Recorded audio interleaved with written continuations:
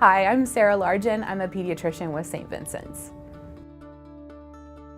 So it's kind of a long story for me. My parents got divorced when I was young, and I was raised more or less by a single mother who always pushed me to do more. And so I knew I was going to go to college. I didn't really know what for.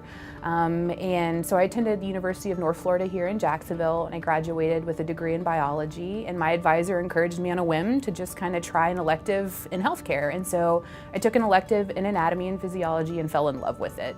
And so I applied to medical school thinking, here's this kid who's from Orange Park, who no one in my family had ever graduated college. I don't know any doctors. I really thought I would never get in. And to my surprise, I did. And so I attended the University of South Alabama in Mobile. And as part of your medical school, you do a few years of classwork and exams, and then you do your clinical rotations. And so you do surgery, you do OBGYN, and one of them was pediatrics. And throughout those 2 years, I always had my mom's advice in the back of my head, which was, if you love what you do, you never work a day in your life. And so I sought out to find what that was for me. And so in my pediatric rotation, we had the opportunity to educate parents, which I love doing, and interacting with children and including siblings on the exams and just really making it a family affair. And I fell in love with it, and I've never looked back since.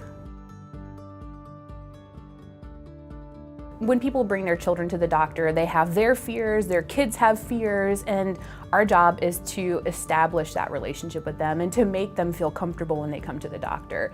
And so if someone's not comfortable with me, they're not going to ask those questions because they're afraid of being judged. And as a new mom myself, I definitely bring those experiences to the table. I have a 6-month-old son who is teaching me way more than my textbooks ever could.